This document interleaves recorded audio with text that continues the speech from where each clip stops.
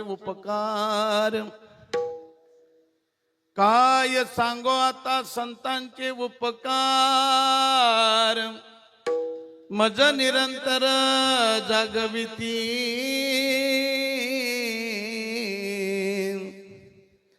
काय द्यावे त्यासी भावे उतराई ठेविता हा पायी जीव थोडा सहज बोलणे हित उपदेश करो निसायास शिकविती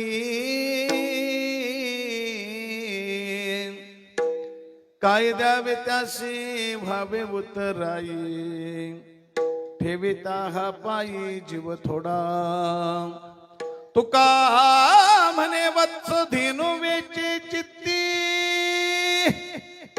तुका म्हणे वत्स धेनु वेचे चित्ती तैसे मज येती सांभाळित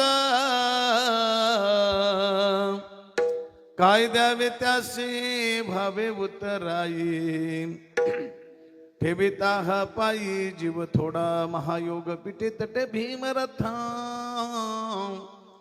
वरम पुंडरिकाय दातुल मनिंद्रही समागत्य तिष्ठन्तमानंद कंदं परब्रह्मलिंगं भजे पांडुरंगं पांडुरंग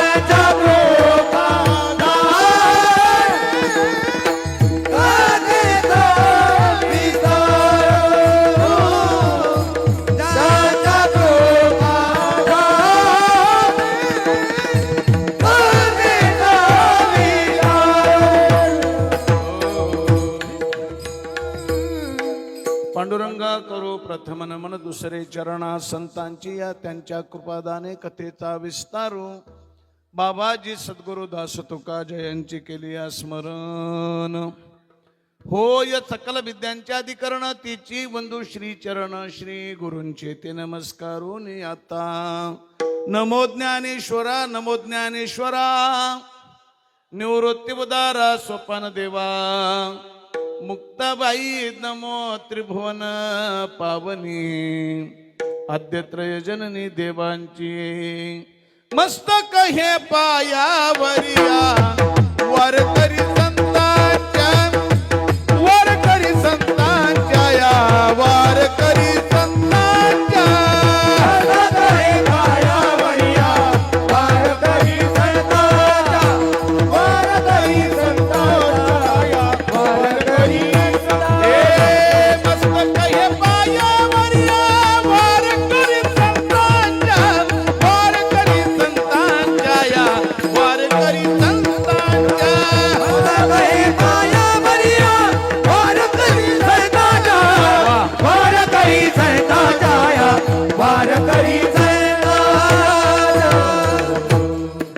मस्तक हे पायावरी या वारकरी संतांच्या प्रथम ही गुरु को शीश नमावो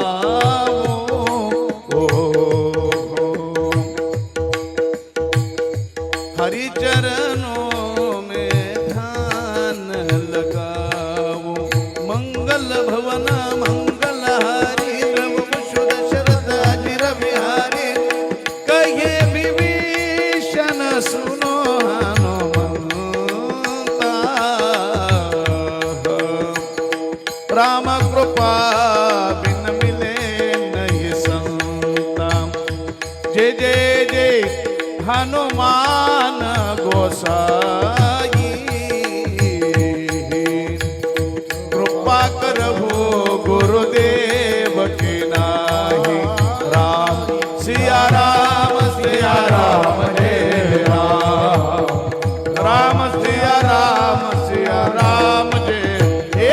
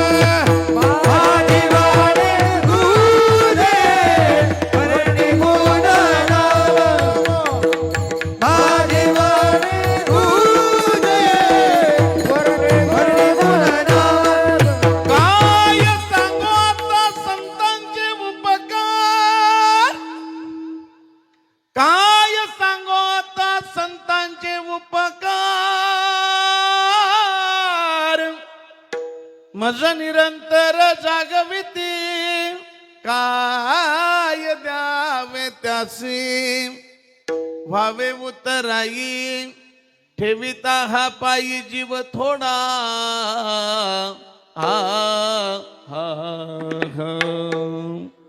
आनंद कंद सच्चिदानंद घन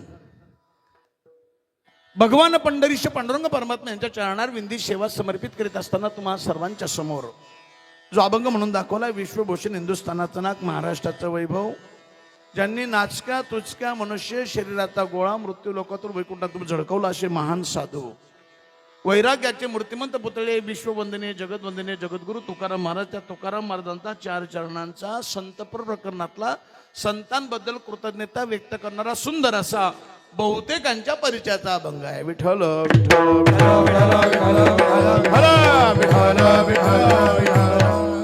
आजच्या अभंगाच्या माध्यमातून जगद्गुरु तुकाराम महाराज संतांबद्दल कृतज्ञता व्यक्त करतात। कृतज्ञता व्यक्त करत असताना शब्दांचा प्रयोग महाराज इतका सुंदर करतात। महाराज म्हणतात माझ्यावर संतांचे इतके उपकार आहे मी शब्दात सांगू शकत नाही, शब्द पुरत नाही, शब्दांची नियमावली संपून जाते, वाचा खुंटीत होते, व्यंजन पुरत नाहीत। महाराज असं काय केलंय संतांनी? महाराज म्हणतात तर वाचच शिल्लक राहत नाही, शब्दच पुरत नाही, कोणत्या भाषेत बोलू? महाराज तुम्ही सांगितलं नाही तर आम्हाला कसं कळणार? पण महाराज म्हणतात वाचच शिल्लक कोणत्या? आणि सहज बोलता बोलता महाराज म्हणतात तो शब्द गेला मज निरंतर जागविती। कधी कधी असं होतं बोलण्याच्या ओघात एखादा शब्द आपल्याला वापरायचा असला तो शब्द जर वेळेवर आठवला नाही त्या शब्दाच्या मोबदल्यात असा शब्द वापरला जातो की त्याचं काहीच व्हॅल्यू नसतं। महाराजांना सुचलं नाही नेमकं सहज शब्द गेला मज निरंतर जागे। सगळे हसायला लागले महाराज नुसतं जागे केलंय संतांनी तुम्हाला। तुम्ही खुशाल म्हणतात वाचा शिल्लक राहत नाही, बोलता येत नाही, वाचा खुंटीत होते, व्यंजन नुसतं जागे केलं तर। महाराज म्हणतात नुसते जागे नाही ना करत ते, गेली अनेक वर्ष मी प्रयत्न करतोय। त्या संतांनी केलेल्या उपकाराच्या मोबदल्यात मी काय दिल्याने उतरवले? अजून सोल्युशन नाही सापडलं मला.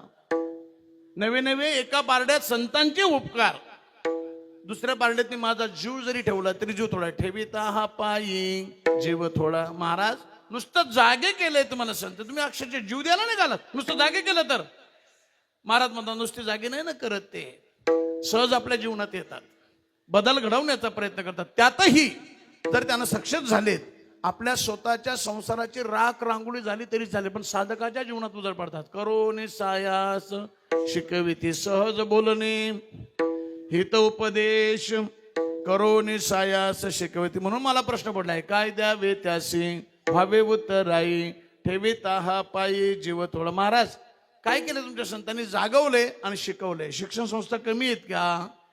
काही काही एज्युकेशन संस्था इतक्या मोठ्या आहेत, विद्यार्थी जन्माला आल्यापासून पाहिजे ती डिग्री एकाच संस्थेत प्राप्त होते. काय केलं तुमच्या संतांनी? जागवले आणि शिकवले. महाराज म्हणतात तुमच्या एज्युकेशन संस्था कितीही मोठ्या असल्या, एखाद्या विद्यार्थ्याला शिकवतील, डिग्री प्राप्त करून देतील, नोकरीची जबाबदारी घेतील, लावली समजा नोकरी परमनंट करतीलच गॅरंटी. माझे संत एकतर जागवतात, नंतर शिकवतात आणि शेवटपर्यंत सांभाळण्याची जबाबदारी घेतात. कसे सांभाळतात? आईचा आणि मुलाचा दृष्टांत नाही दिला. जशी गाय रानात जरी चरायला गेली, तिच्या अंतकरणामध्ये वासराबद्दल तर हित दडलेलं असतं. तैसे मध्ये येते सांभाळे तुका म्हणे वत्स. वत्स म्हणजे वासरू, धेनू म्हणजे गाय. तुका म्हणे वत्स धेनू वेचे चित्ती, तैसे मध्ये येते सांभाळीत. म्हणून प्रश्न पडलाय, काय द्यावे त्यासे व्हावे उत्तराई, ठेविता हा पायी जीव थोडा. विठ्ठल विठ्ठल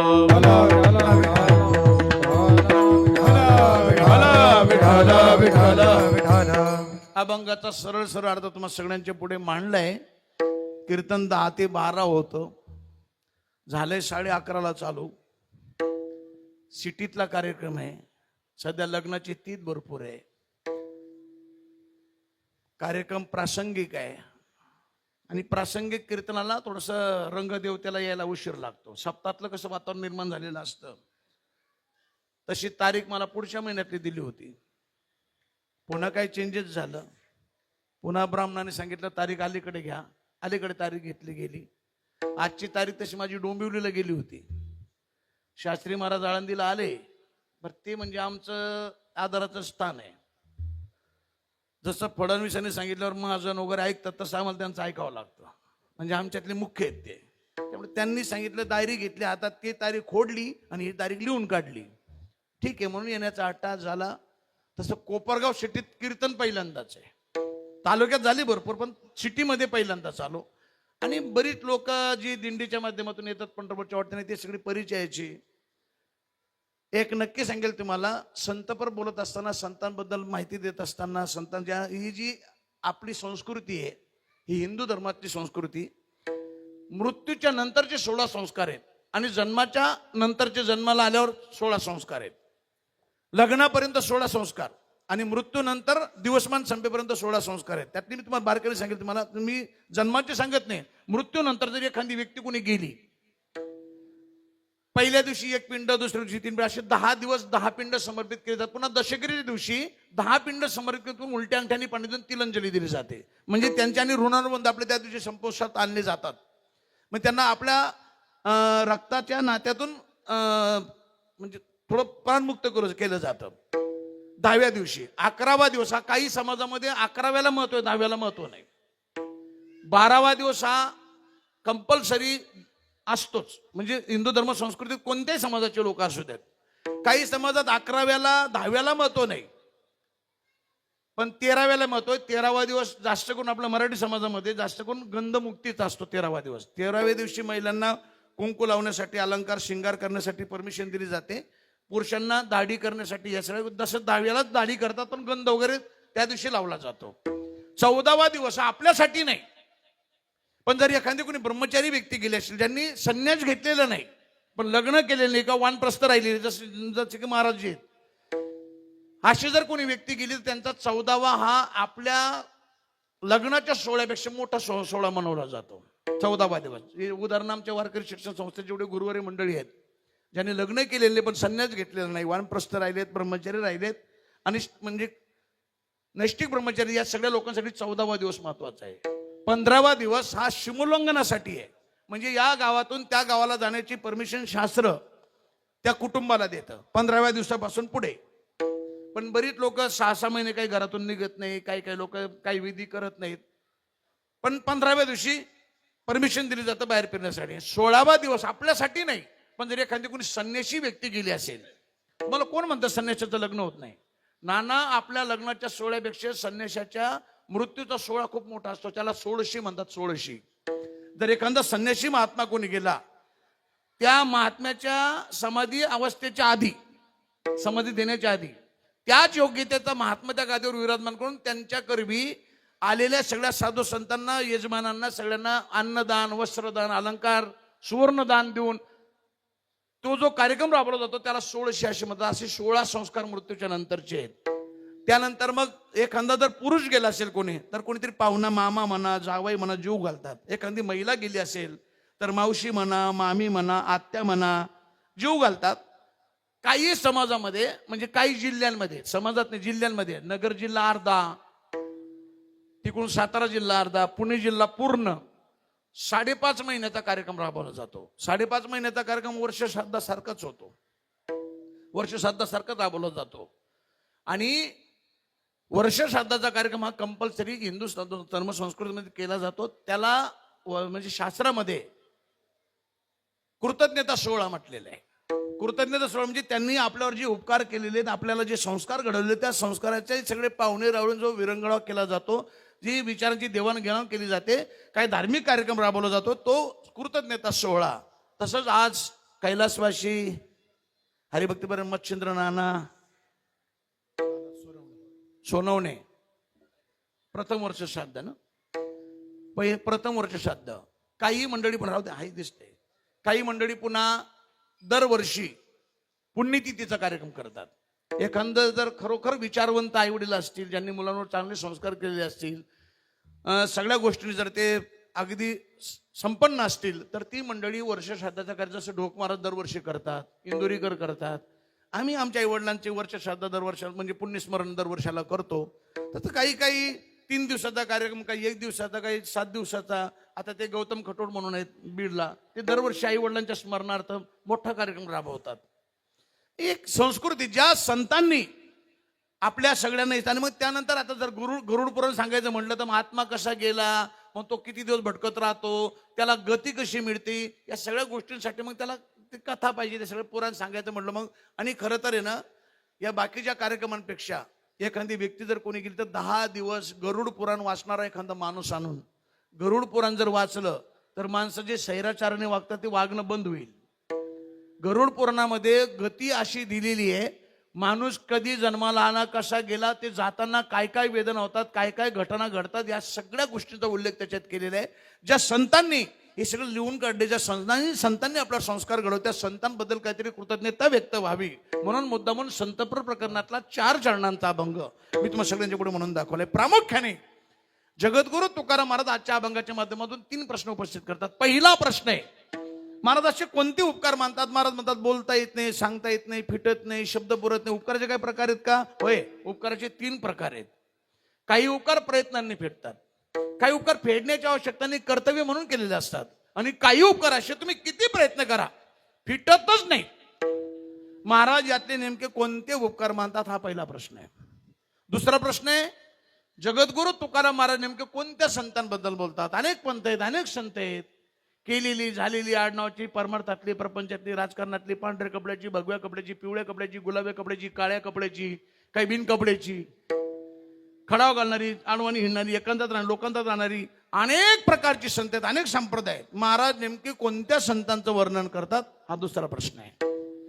तिसरा प्रश्न आहे, जगद्गुरु तुकाराम महाराजांचा स्वभाव इतका एकनिष्ठ, स्वप्नात सुद्धा पांडुरंगाला डावलून दुसऱ्याचं वर्णन न करणारे जगद्गुरु तुकाराम महाराज आज अचानक देवाला डावलून संतांचं वर्णन का करतात? तिसरा प्रश्न आहे. तिसराच प्रश्न आपण पहिल्यांदा सुरू. निष्ठा म्हटली का संतांच्याकडे पाहिलं जातं. त्यातल्या त्यात ज्ञानोबा आणि तुकोबा जणू काही निष्ठेचा पुतळा आहेत.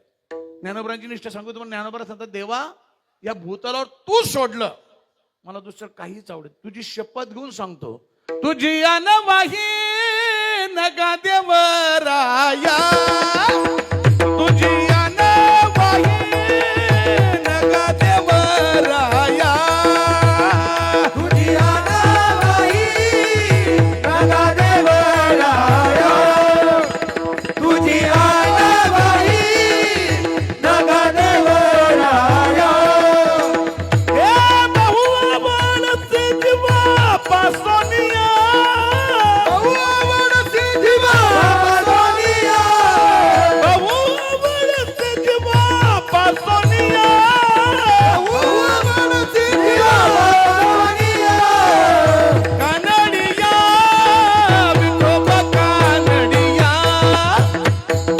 कानडिया विठोबा कानडिया कानडिया विठोबा कानडिया कानडिया विठोबा कानडिया निष्ठा तुझी शपथ सांगतो या भूतलावर तू सोडलं दुसरं काही जाऊ नाही. निष्ठा म्हटली ना नाना निष्ठेला खूप महत्व आहे. राजकारण असेल समाजकारण असेल परमार्थ असेल प्रपंच असेल निष्ठावान माणसाला सुरुवातीला जरी त्रास झाला शेवट त्याचा विजय असतो. नाही तर काय कारण की निष्ठा असते सकाळी एका पक्षात संध्याकाळी दुसऱ्या पक्षात तिसऱ्या दिवशी अपक्षच उभा राहतोय. निष्ठा निष्ठेने निष्ठा म्हणतात त्याला. निष्ठावंत भाव भक्तांचा धर्म निष्ठावंत भाव भक्ताचा स्वधर्म भेदभाव सुखावू नाही निर्धाराई वर्म सुखावू नाही निष्ठावंत धर्म निष्ठावंत भाव भक्ताचा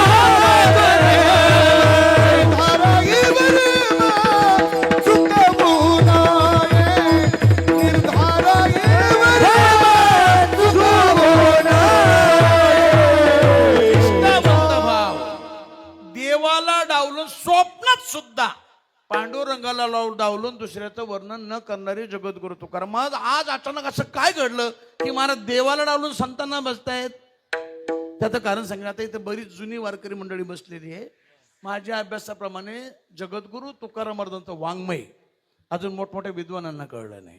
माझा दावा आहे काहींची गाथा पाठ असेल गीता पाठ असेल विचारसागर पंचदशी वेदाचा शास्त्राचा पुराणांचा अभ्यास असेल त्याला देखील जगद्गुरु तुकाराम महाराजांची गाथा कळेलच आशात लागले. महाराज मराठीत आहे एकाच माणसाचे होय बाबा जरी मराठीत असलं एकाच माणसाचे विचार असले भिन्नता जबरदस्त आहे. एकच अभंग पहा पहिल्या चरणाचा अर्थ काढा त्याच अभंगाच्या शेवटच्या चरणाचा अर्थ काढा भिन्नता दिसून येईल. महाराज काही ठिकाणी निगेटिव्ह बोलतात काही ठिकाणी पॉझिटिव्ह बोलतात. उदाहरण देईल मी. काही ठिकाणी महाराजांनी शरीराला उत्तम म्हणले. शरीर उत्तम चांगले. बाबा जर तुझं शरीर चांगलं असेल तर सुंदर परमार्थ करू शकतो. हात चांगले असतील टाळी वाजवू शकतो. पाय चांगले असतील आळंदी पंढरपूरची वारी करू शकतो. डोळे चांगले असतील परमात्म्याचं स्वरूप पाहू शकतो. कान चांगले असतील गुण ऐकू शकतोस. तोंड चांगलं असेल भजन करू शकतोस. म्हणून शरीर काय उत्तम आहे चांगलं आहे. 7-8-10 दिवस उलटून गेलेत आणि काय जिज्ञासू साधक अभ्यास करणारे विद्यार्थी महाराजांना भेटलेत. महाराज असं वाटतं भजनाला बसलं भेट झाल्याशिवाय देवाची उठायचंच नाही. ध्यान धारणेला बसलं देवाची भेट झाल्याशिवाय उठायच. पण महाराज जास्त बसलं का गुडघे दुखतात पाठ दुखते झोप येते. जागरण झालं का ऍसिडिटी होते. शरीर परमार्थ करून शरीराबद्दल तुमचं काय. आता शरीराबद्दल महाराज निगेटिव्ह बोलतात. शरीर रोगाचे भांडार शरीर दुर्गंधीचे थार नाही अपवित्र शरीर किंवा मधाचा हा देना शिवंत मलमूत्रांचा बाधा वरी चर्म घातले रे कर्म कीटकांचा सांधा रव रव दुर्गंधी रे अमंगळ तिचा बांधा स्मरे त्या हरिहरा शरण जाई गोविंदा पर्य दे मदालसा सोहम जो जो रे बाळा. इकडे शरीर उत्तम म्हणतायत इकडे शरीर रोगाचं भांडार म्हणतायत. दुसरं उदाहरण देईल. काही ठिकाणी महाराजांनी संसारिक माणसाला धन्यता धन्य ते संसारिक दयावंत जे. महाराज म्हणतात संसारिक माणूस तिन्ही लोकात श्रेष्ठ आहे. कारण की 4ही आश्रमांचं पालन पोषण संसारिक माणूस करतो. चारी आश्रमांचं. म्हणून संसारिक माणूस काय धन्य आहे, धन्य आहे. 15 दिवस उलटून गेले आणि संसारात कंटाळलेली माणसं महाराजांना भेटतात. महाराज प्रयत्न चाललेत, यशच येत नाही. मुलीचं झालं का मुलाचं होत आहे, मुलाचं झालं का सोसायटी येते, सोसायटी भरली का लाईट बिल येते, लाईट बिल भरलं का एक खड्डा भरला का एक खड्डा भरला का एक खड्डा भरला का एक, सुरूच आहे. महाराज प्रयत्न चाललेत, संसारात यशच नाही. महाराज म्हणतात तो संसार मुळात दुःख, संसार दुःख मूळ चौकळींगळ, विश्रांती नाही कोठे, रात्रंदिवस तळमळ, काम क्रोध लोभ शुनी, पाठी लागली ओढाळ, कवना मी शरण जाऊ. खूप प्रमाण देते. ठाऊकाची आहे संसार दुःखाचा, ठाऊकाची आहे संसार दुःखाचा, ठाऊकाची आहे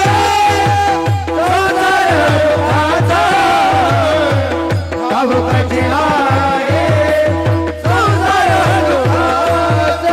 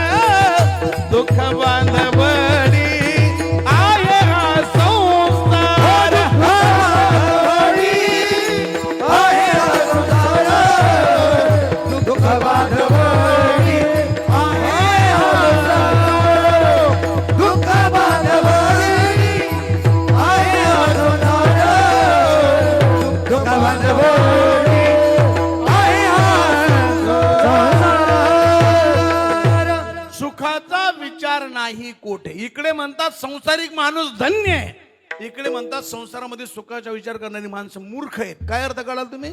म्हणून बऱ्याच वेळा बऱ्याच ठिकाणी आम्ही मंडळी सुद्धा प्रसंगानुरूप बोलण्याचा मानस आम्हा लोकांचा असतो, पण कधी कधी अनावधानाने प्रसंगाची आणि अभंगाची गाठच होते. असे बऱ्याच कीर्तनात प्रसंग घडतो की आम्ही प्रसंगावर बोलण्याचा प्रयत्न करतो, पण अभंगाची आणि अर्थाची गाठ नाही लागत.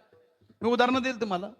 5.5 महिन्याचं कीर्तन असेल, वर्ष श्राद्धाचं असेल, पुण्यतिथीचं असेल, ठरलेले अभंग आहेत. वास्तुशांतीला प्रामुख्याने कीर्तनकार मंडळी 2च अभंग वापरतात. जास्त करून 2च अभंगावर कीर्तन होतात वास्तुशांतीला. बरेच वास्तुशांतीचे कीर्तन तुम्ही आतापर्यंत ऐकले असतील. एक अभंग सगळ्यांना पाठ आहे. जोडून या धन उत्तम व्यवहारे, उदास विचारे, वेचकरी उत्तमची गती, तो एक पावेल उत्तम भोग. वास्तविक पाहता या अभंगाचा आणि वास्तुशांतीचा तिळभरही संबंध नाही. नाना कोर्टात केस टाका, जिंकून दाखवतो मी, काहीच अर्थार्थी संबंध नाही. हा आपण अभंग उपदेशपर प्रकरणातला आहे. उपदेश कोणाला?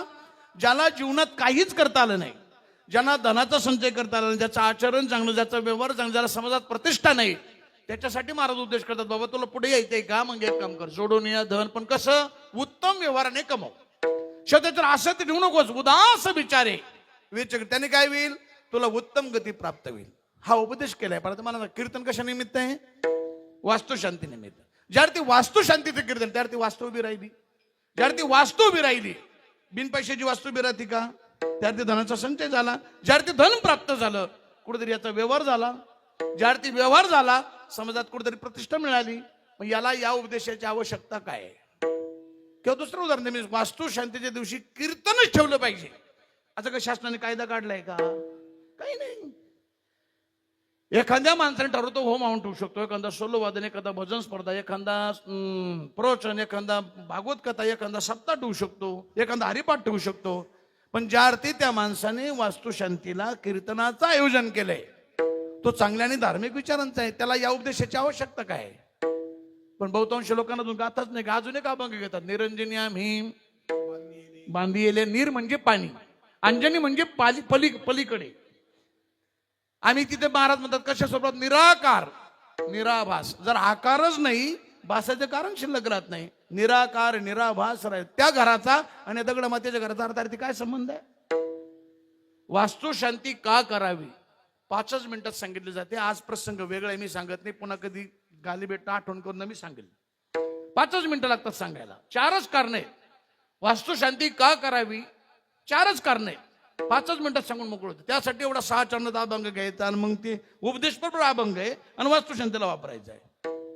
दशक्रिया 5.5 महिन्याचे वर्ष श्राद्धाचे पुण्य ठरलेले अभंग. आपुला तो एक देव करून घ्यावा किंवा मग क्षणक्षण हाची करावा विचार तरावया पार किंवा जायाचे शरीर जाई लक्षणात कहा गो किंवा मग एक पेटना बघ सगळ्यांना याच्यासाठी केला पाटील सगळ्यांना अभंग होता अट्टाहास कशासाठी? चौघांच्या खांद्यावर जाण्यासाठी. हाही अभंग इथे वापरला जात नाही. हा अभंग सुद्धा आपण दुःखात वापरतो. या अभंगाची निर्मिती जगद्गुरु तुकाराम महाराजांनी आनंदाच्या भरात केलेली आहे. ज्या दिवशी परमात्म्याची भेट झाली, महाराज देवाच्या सान्निध्यात बसलेत, आता वैकुंठात जाणार. महाराजांच्या बरोबरची साधक मंडळी पळत आली. महाराज योगी जपी तपी संन्याशांच्या स्वप्नातनं जाणारा परमात्मा साक्षात तुम्ही त्याच्या सान्निध्यात बसलात. महाराज म्हणले बाबा तुम्ही मला वेड्यात काढत होता ना, मला वेडा म्हणत होता तुम्ही, मी जे वेड्यासारखं वागत होतो त्याचं एकच कारण आहे, माझा शेवट गोड व्हावा म्हणून मी प्रयत्न करतो. याच्यासाठी केला होता. किती आनंदाच्या भरलेला. आम्ही कुठं वापरतो जे मरून गेले, ज्याला पेटवायला घेऊन चाललो त्याला चाली बी अशा भरला होता खेळगावात बस बाबा बाबा बाबा याच्यासाठी केला होता. अरे अभंग कुठला प्रसंग कुठला, ज्याला प्रसंगावरून गायन करताय त्याला गायक म्हणावं. नाही तर काय काय गावात नाना चाली सोडून द्या. बरीच अभंग खेड्यागावातली भजनी मंडळ चुकीची गातात, बरीच चुकीचे अभंग म्हणतात. उदाहरण देऊ, पहिल्याच मालिकेतला अभंग सगळ्यांच्या परिचयाचा आहे. राहो आता हेची ध्यान है ना अभंग परिचयाचा. राहो आता हेची ध्यान डोळा मन लंपट कोंड कोंडून धनंजय असा पाठ आहे त्याचा. खेडेगावातली भजन मंडळ तसं नाही म्हणत त्याला. राहो आता हेची ध्यान डोळा मन हो लंपट कोंडून कोंडून धर कोंड कोंडून आणि कोंडून कोंडून म्हणलं का व्याकरण चेंज होतं. एक सांगू तुम्हाला, परमार्थ न केलेला परवडला, पण जर करून चुकला त्या जर चुका झाल्या आहे त्याचा क्षय होतो, नसलेल्याचा दोष लागतो. विठ्ठल दहाच बोल वाजवायचे पण शुद्ध वाजवायचे. चार राग गायचे पण शुद्ध गायचे.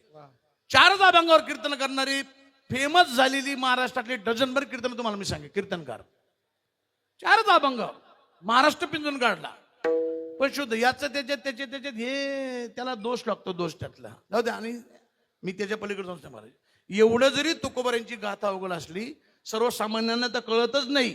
आम्ही जरी रोज जगद्गुरु तुकाराम महाराजांच्या गाथ्यावर कीर्तन करत असलो, आम्हाला सुद्धा गाथ्यातल्या प्रत्येक अभंगाचा प्रत्येक कडव्याचा अर्थ कळेलच अशातलं गणित नाही. महाराज मग कळणार नाही का? त्या उलट माझा दुसरा दावा ना असा आहे, सर्वसामान्य माणसाला सुद्धा जगद्गुरु तुकाराम महाराजांच्या गाथ्यातल्या प्रत्येक अभंगाचा प्रत्येक कडव्याचा प्रत्येक शब्दाचा अर्थ सहज काढता येतो. त्यासाठी काय झालं पाहिजे माहिती का? अभंगाची रचना करत असताना जगद्गुरु तुकाराम महाराज कोणत्या अवस्थेत होते त्याचं अवलोकन झालं पाहिजे. अर्थ ऑटोमॅटिक डोक्यात येतो. बहुतांश लोकांना गाथा नाही कळली, पण मग गाथाही कठीण निर्माण नाही झाली. काय अभंग देऊगावात झाली, काय भंडारा रंगावर, काय भामचंद्रावर, काय घोराळेश्वरावर, काय इंद्राणीच्या काठीत. जसे जसे प्रसंग महाराजांच्या जीवनात घडतील तसे तसे उद्गार बाहेर पडले, त्यातून गाथा निर्माण झाली. मग कधी देवाला उपदेश, कधी समाजाला, कधी मनाला, कधी स्थितीपर अभंग आहेत, कधी नामपर आहेत, कधी रूपपर आहेत, कधी गवळणी विरहणी भुपाळ्या आंधळे पांगळे वासुदेव अनेक प्रकारचे अभंग आहेत. रूपाबद्दल महाराज इतकं सुंदर बोलतात. महाराज सांगतात देवा तुझं स्वरूप मला इतकं आवडतं, सतत असताना हे देवा तुझं स्वरूप पाहत असताना पापणी जरी लवली उपटून फेकून द्यावी अशी वाटते. आवडे हे रूप गोजी रे सगुण, आवडे हे रूप गोजी रे सगुण, आवडे रूप गोजी रे सगुण, आवडे रूप गोजी रे सगुण, पाहता लोचन सुखावा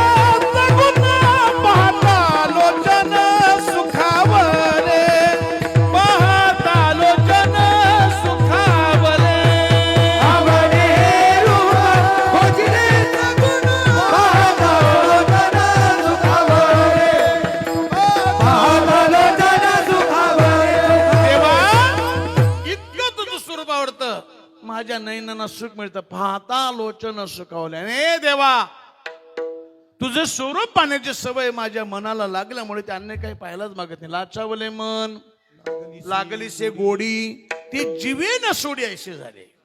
ते गाणे पहा तुम्ही, हिंदी गाणं आहे. आज प्रसंग पण आलं उगत म्हणून सांगतो. तू बैठ मेरे पास तुझे देखता रहूं ना, तू कुछ कहे ना मैं कुछ कहूं, बैठ मेरे पास, हा बैठ मेरे पास तुझे. गाणे भरपूर, पण आजचा प्रसंग वेगळा आहे. देवा हलू नकोस, चालू नकोस, बोलू नकोस, पण सतत माझा नजर स्वतः दृष्टी पुढे ऐसाची तू राही जो मी तुझं पाहि. आणि हे देवा आम्ही तुझेच लढीवाडी आहोत ना, तुझेच लेकर आहोत ना. तो का म्हणे आम्ही मागावी लढीवाडी, लाडाने मागता नाही मी, तू आमचे लाड पुरवले पाहिजेस. पुरवावी आडी माये बापा. काय सुंदर वर्णन. नाम म्हणजे रूपाबद्दल, नामाबद्दल. काही काही माणसाच्या नावात नाना इतकी ताकद आहे.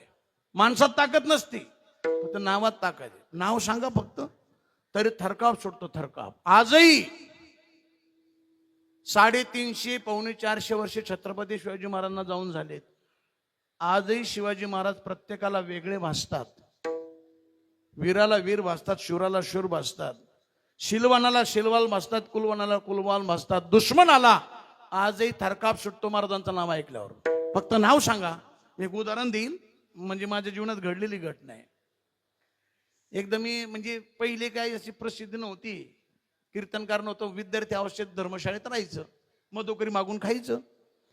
माझं गाव जळगाव खानदेश आहे. मग आळंदीहून जर जळगावला जायचं असलं तर मग पैसे नसायचे जायला. तेव्हा 100 रुपये तिकीट होतं एक्सप्रेसला, महाराष्ट्र एक्सप्रेसला.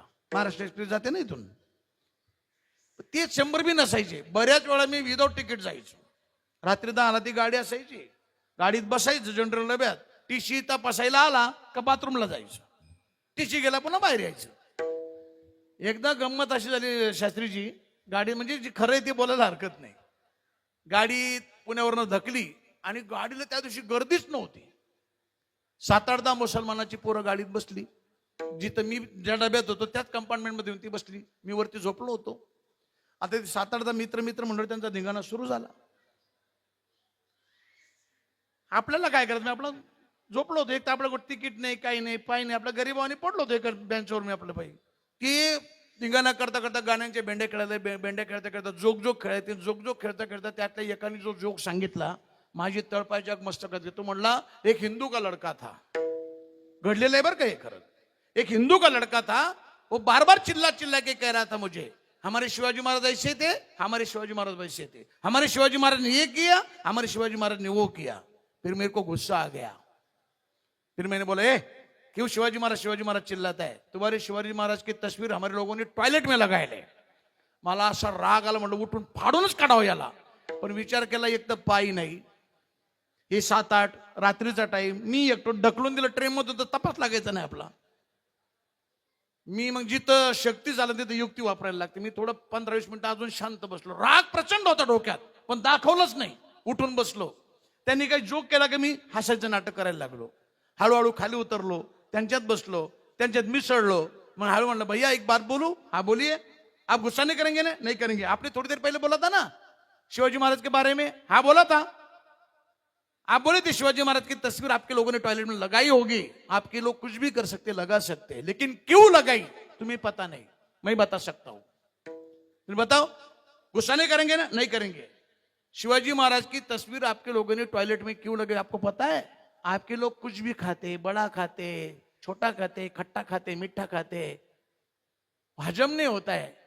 टॉयलेट में गए तो पेट साफ नहीं होता है.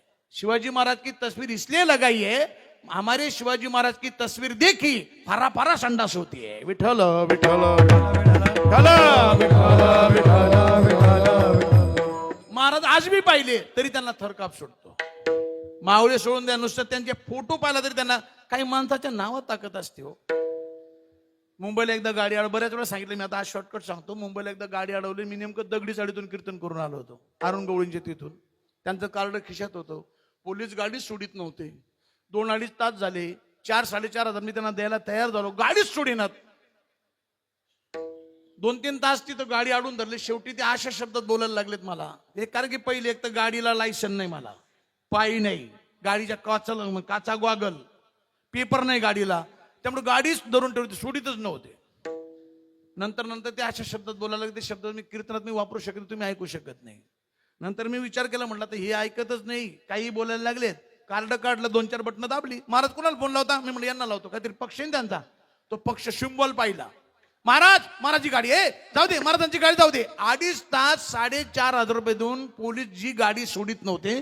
नुसतं एक गुंड्याचा फोटो पाहिला, कार्ड, लगेच गाडी. जर गुंड्याच्या नावात एवढी ताकद आहे, माझ्या परमात्म्याच्या नावात कमी ताकद असेल? उदाहरण देईल मी. रावणाला मारण्यासाठी वानर सेनेला समुद्राच्या पलीकडे कसं न्यावं याचा प्रश्न स्वतः प्रभू रामचंद्रांना पडला. देवाचा चेहरा थोडा हनुमंतरायांनी पाहिला. नल नील अंगद सुग्रीव जामवंत सगळे एकत्रित केले. बैठक बसली. बैठकीत निर्णय झाला, आपला देव का दुबळा आहे का? आणा दगड, एका दगडावर राह, दुसऱ्या दगडावर मग, एका दगडावर राह, दुसऱ्या दगडावर मग. दगड टाकली, तरायची जुळायची. हे दृश्य देवाने पाहिलं. देवाने विचार केला, अरे माझ्या नावाने दगड तर जर मला आधी कळलं असतं, कशाला म्हणलं माकडांची मदत घेतली असती? जर भाजपच्या एवढ्या जागा येत आहेत, कशाला काय गरज होती यांची मदत घ्यायची? देव म्हणले जरा प्रयत्न करतो. 500 मीटर देव वर गेले. एवढा दगड उचलला, टाकला. देवाला वाटलं मोठा झाला, बोडला ना, मोठा झाला. एवढा टाकला, तोही बोडला. एवढा टाकला, तोही बोडला. दगड टाकू देव घामाघूम झाला. दगड काहीतरी ना. शेवटी एवढाच दगड उचलला, तो टाकला, तो सुद्धा बोडला. पाठीमागं पाहिलं तर पाठीमागं हनुमंत कधी आला तुम्ही? देव मी पहिल्या दगडाला चालू आहे. भानगड काय तुमची? तर देवा तुझी ताकद आहे, तुझी या नामाचा महिमा, तुझी नामाचा महिमा, तुझं न करे मेघ श्यामा, तुका म्हणे आम्हा यासाठी तुझी या नामाचा महिमा, तुझं न करे मेघ श्यामा, हो तुका म्हणे आम्हा जन्मगोरी आजसाठी. सुंदर. तुझी या नामाचा महिमा, तुझ्याकडे मेघ श्यामा, तुका म्हणे आम्हा जन्म गोळ यासाठी. नामाबद्दल काही ठिकाणी गुणांचं वर्णन केलेलं आहे. गुण गायीन आवडी, गुण गायीन आवडी, गुण गाईन आवडी, गुण गाईन आवडी, गुण गायीन आवडी, याची माझी सर्व जोडी. ओ गुण गायीन आवडी, गुण गायीन आवडी, गुण गाईन आवडी, ह्याची माझी सर्व जोडी. ओ गुण गायीन आवडी, गुण गाईन आवडी. कधी नामाबद्दल, कधी रूपाबद्दल, कधी गुणाने. एक सांगू तुम्हाला, आता मला धिंगाणा पण करता येतं, पण प्रसंग तसा नाही. जगद्गुरु तुकाराम महाराजांच्या परमार्थाची पूर्ती शेवटपर्यंत झाली नाही नाना. जरी महाराजांना देव भेटला, देवाच्या सान्निध्यात बसून महाराज वैकुंठात गेले असले, तरी पूर्ती शेवटपर्यंत नाही झाली. त्याचं कारण आहे, देवाची भेट झाली की महाराज संतांसाठी प्रयत्न करायचे. संत भेटले, पुन्हा देवासाठी प्रयत्न करायचे. देवासाठी तर महाराज इतके उताळू झाले, ते समोरची व्यक्ती कोण आहे, त्याचा अधिकार ते सुद्धा महाराज पाहतात. जो भेटेल त्याला विचार. पुसावेसी ह्याची वाटे, जो भेटे तयासी, देव कृपा करील मज, काही लाज राखील, काही मी उद्धार पावेन,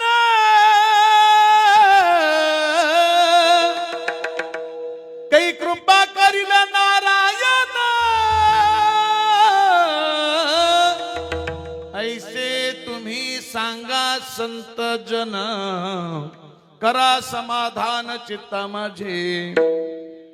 जो भेटेल त्याला विचार. संकाधिकांना भेटले, संतांना भेटले, नारदांना भेटले, मला देव भेटेल की नाही, माझा उद्धार होईल का नाही, देव मला भेट देईल का नाही. शेवटी संतांना दया आली, महाराजांना उचललं, डायरेक्ट देवाजवळ नेऊन बसवलं. रात्रंदिवस जन्मोजन्मी ज्या देवाच्या नुसत्या भेटीसाठी महाराज प्रयत्न करत होते, त्या देवाला डायरेक्ट देवाजवळ नेऊन बसवलं. फेस टू फेस मीटिंग झाली. नुसतं दर्शन नाही, लांबून मीटिंग झाली डायरेक्ट. महाराजांनी ग बसायला पाहिजे का नाही? समजा एखादा ग्रामपंचायत सदस्य, तुम्हाला महापालिका वाटत आहे ना, आपला नगर परिषद आहे, एखादा नगरसेवक साधा विभागात चांगलं नगरसेवकाने काम केलं, त्याचा थोडासा हौसला वाढला, मतदारांनी बी त्याला दुजारा दिला, त्याला वाटलं एवढं चांगलं काम केलंय मी, झेडपी पंचायत समिती बघू आता. झेडपी पंचायत समितीच्या म्हणजे तिकिटासाठी प्रयत्न करणारा कार्यकर्ता, पण पक्षश्रेष्ठींनी त्याचं काम लक्षात घेऊन, कार्यकर्ता चांगला लक्षात घेऊन त्याला डायरेक्ट विधानसभेचं तिकीट पाठवलं. डायरेक्ट विधानसभा, आणि बिनविरोध झालं, डायरेक्ट आमदार झाला. मग आता आमदार झाल्यावर ते पण झेडपीची अपेक्षा करेल का तो? आणि जर केली त्या लोक शानं म्हणतील का? तीच गंमत महाराजांची झाली. ज्या देवाच्या नुसत्या भेटीसाठी रात्रंदिवस प्रयत्न करत होते, जन्मोजन्मी प्रयत्न करत होते, त्या देवाचा डायरेक्ट बसायला भेटला ना, तरी हात जोडले महाराजांनी. महाराज सांगतात, देवा मला माहिती तुमची भेट दुर्लभ आहे, योगी यांच्या ध्यानी ध्याताना तुळशी होतो, पण देवा दुर्लभ आहे भेट, पण मला माहिती आहे तुमची भेट जरी दुर्लभ असली, मला सहज झाली, तरी मी खुश नाहीये. महाराज मी चांगल्या चांगल्यांच्या स्वप्नात जाते, तुम्हाला भेटले. होय देवा मला माहिती आहे, हे पुण्य तू भेटलं म्हणजे सहज नाही भेटलं मला. संत दर्शनी हा लाभ, संतांची कृपा झाली, संतांनी प्रयत्न केलेत म्हणून देवा तुझी भेट झाली. आणि त्यातही सांगू देवा मी कशाने खुश आहे तुम्हाला? तुझ्या भेटीने खुश नाही मी देवा. जी संत मला भेटले, ज्या संतांनी तुझी गाठ घालून दिली, तुझी भेट करून दिली, त्या संतांमध्ये सुद्धा असा एखादा कोणी महात्मा ज्याच्या अंतकरणामध्ये द्वंद्व राहिलं नाही, अशा एखाद्या महात्म्याची भेट मला व्हावी, त्याची सेवा माझ्याकडनं घडावी, असं वर्म मला सांग देवा. ऐशी वर्मे माझ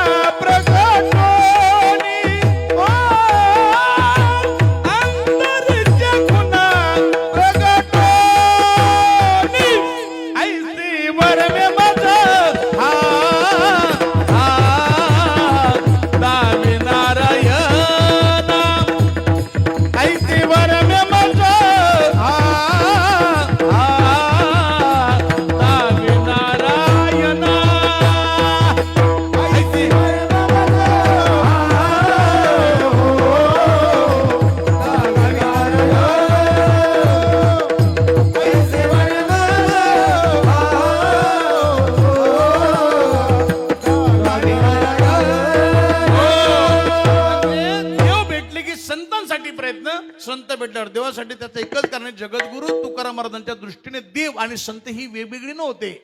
महाराज दोघांना एकच अंगाने पाहत होते. देवते संत, देवते संत, निमित्त देव आणि संत एकच असल्यामुळे जगद्गुरु तुकाराम महाराज आज देवाला डावलून संतांना बसतात, ते देव समजून बसतात. पहिल्या प्रश्नाचं उत्तर. आता दुसरा प्रश्न आहे, महाराज नेमके कोणत्या संतांबद्दल? अनेक संत आहेत, अनेक पंथ आहेत, केलेली झालेली आडनावाची, राजकारणातली, परमार्थातली, प्रपंचातली संत आहेत ना. प्रपंचामध्ये नाना काय काय माणसं अशी ढोंगी आहेत, सकाळी तासभर पूजा करत होतो, सगळ्या घराला राबवतो. बायकोला म्हणतो फुलपात्र आण, सुनेला म्हणतो काळी बिटी आण, मुलीला म्हणतो अगरबत्ती आण, मुलाला म्हणतो फुलपात्र बनवून आण, बारक्या सुनेला म्हणतो तर रांगोळी काढ, मोठ्या सुनेला म्हणतो तर पुसून काढ. हा नुसता देव उचलतो, पाण्यात बुडवतो, अर्धा किलो गण नासवतो. गण लावला एकच नोट वर ठेवतो, म्हणजे खर्चित नाही, फक्त दाखवायला ठेवतो. कागद खाली ठेवायची, वर नोट ठेवायची. गाडीला किक मारी, गावात गेला की याच्याकडून मिसळ खा, त्याच्याकडून शिगरेवळ, याच्याकडून चहा पी, त्याच्याकडून वडापाव खा. संध्याकाळी 5 वाजले, हे वाजवायच नाही, हसायच नाही. अख्ख्या गावात आपल्याला आधी कोण, तू गेलेली केस येतो ना, आधी लागतच कोण गावात. ते जर कुठे पिऊन पडलं लोक अरे ते बोला चल बोला कुणाला सगळे तासभर पूजा करतो सगळं गाव त्याला त्याला तुकाराम महाराज संत म्हणतील. त्यांनी राजकारणात बी काही काही संत आहेत. राजकारणात तर काही काही माणसं अशी ढोंगी आहेत बाबा बाबा, कीर्तनं करतात, प्रवचनं करतात, हरिभक्त पारायण म्हणून घेतात, आळंदी पंढरपूरच्या वाऱ्या करतात. जेव्हा जेव्हा वारकरी संप्रदाय गदा येते थोबाडला पण बसतात, तोंड सुद्धा बाहेर काढत नाही. त्यांना तुकाराम महाराज संत म्हणतील, त्यांच्याबद्दल बोलत नाही. काही आडनावची संत आहे. तुमचा नगर जिल्हा आहे, नगर जिल्ह्यातच एक गाव आहे, गावाचं नाव सांगितलं तुमची पाहुणे असण्याची शक्यता आहे. अर्ध्या गावाचं आडनाव संत आहे. तुमच्या जिल्ह्यात अर्ध्या गावाचं आडनाव संत आडनावचे लोक आहेत. अजूनही त्या गावात कोणत्या महाराजाचं कीर्तन झालेलं मला आठवत नाही. आडनाव संत. नावासारखं माणसं वागतच नाही, काही नावाचे विरोध लागतात. नंदुरबार जिल्हा आहे, त्या नंदुरबार जिल्ह्यात एक गाव आहे, त्या गावात अख्ख्या गावाचं आडनाव वैष्णव आहे. संपूर्ण गाव वैष्णव आदिवासी समाजाचं गाव आहे. आणि नाशिकच्या तिकडचे एक तहसीलदार आहेत सुभाष दळवी, त्यांचं आता नगर जिल्ह्यात कुठेतरी पोस्टिंग आहे त्यांची बघा. सुभाष दळवी त्यांचं नाव आहे. ते माझे साडू लागतात लांबून लांबून. त्याने एक विश्वास बोलला, म्हणलं दळवी साहेब कुठे आहात तुम्ही? महाराज म्हणले मी वैष्णवांच्या गावाला आहे. म्हणलं पंढरपूरला गेला काय? म्हणले महाराज माझ्या विभागात एक गाव असे की तिथे 100% लोक वैष्णव आडनावचे आहेत. साहेब म्हणलं मग सगळे माळकरी असतील? ते म्हणजे महाराज एकादशीच्या दिवशी सुद्धा 3-3 बकरे कापले जातात. आडनाव वैष्णव. नावासारखी माणसं बघत नाही, काय नावाच्या होतं. नाव गंगाधर, अंगोण नाही महिनाभर. नाव प्रकाश, त्याला दिवसा भेटायचं भाऊ इकडून चाल, दिवसा दिसत नाही. नाव शांताबाई, इथली ना आमच्या तिकडची. नाव शांताबाई, नळावर गेलं भांडती कशी कुत्र्याची आई. नाव सुलोचना, पाहते मुंबई पुन्हा. जिलेबीकडे पाहते पेड्याचा भावी चढते, एक डोळा हेकणार किधर बी देखना. आडनावाबद्दल महाराज बोलत नाहीत. आणि पुढे जाऊन सांगू तुम्हाला, तुकोबार यांचं देवाचं साक्षात भांडण लागलं एकदा. देवाला सुद्धा महाराज एकदम भराव, देवा तू जरी म्हणत असला त्याला संत म्हणतात हे जमणार नाही, तुम्हाला काय माझं वाटोळं करते करा करा, खुशाल करा. करीशी ते देवा करी माझे सुखे, परी मी त्याशी मुखे न. महाराज मग नेमकं तुमच्या दृष्टीने कोण संत आहे? महाराज सांगतात कोण संत सांगतो तुम्हाला, निळोबर यांचा अभंग पाहतो. त्याचे संत त्याचे संत त्याचे संत त्याचे संत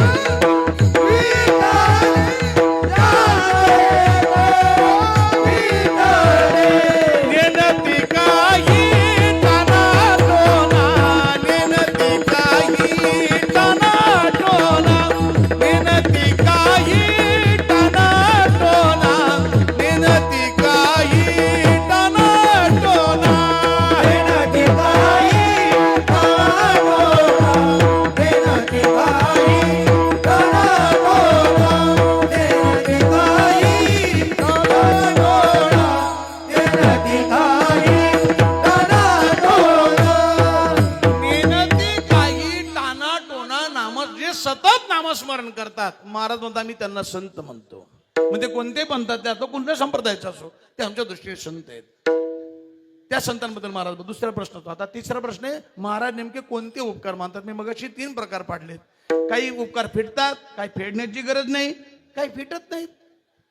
कोणते उपकार फेडण्याची आवश्यकता नाही. प्रत्येक गावात ग्रामपंचायत सदस्य, सरपंच, पंचायत समिती सदस्य, जेडपी सदस्य, नगरसेवक, नगराध्यक्ष, महापौर, जेडपी सदस्य, पंचायत म्हणजे आमदार, खासदार, मंत्री, कॅबिनेट दर्जाचे मंत्री, राज्यमंत्री, केंद्रमंत्री, ही मंडळी आपापल्या मतदारसंघात विकास कामे करतात, त्यांना करावीच लागतात.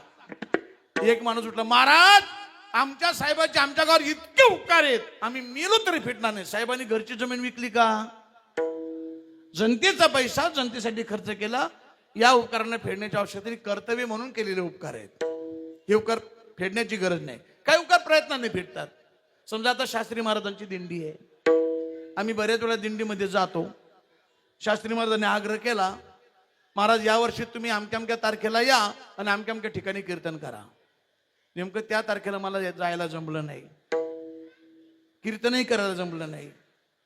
परतीला आळंदीला आले महाराज, आता तरी कीर्तन तरी नाही, पण जाऊन नुसती भेट जरी घेतली त्यांची की मला अडचण आली होती शास्त्रीची, मी येऊ शकलो नाही, तरी सुद्धा त्यांना बरं वाटेल. हे नॉमिनल उदाहरण दिले. दुसरं उदाहरण, हे सफारीवाले तुम्ही मला सांगा, समजा तुमच्या नातीचं लग्न ठरलं, तुमच्या नातीच्या लग्नात हे आपले मूचवाले त्यांनी तुम्ही दिले 5 लाख, तुम्हाला देणार तर नाही ते, पण समजा दिले. त्यांच्या नातीच्या लग्नात तुमच्याकडे पैसे नाही, तुम्ही तांदूळ टाकला जरी हजर राहिले तरी त्यांना समाधान वाटेल, काही का होईना माझ्या नातीच्या लग्नाला साहेब उपस्थित आहेत. म्हणजे केलेले उपकारातून उतराई होता येतात. प्रयत्नांनी काही उपकार फिटतात, आणि काही उपकार असे तुम्ही किती प्रयत्न करा फिटतच नाही.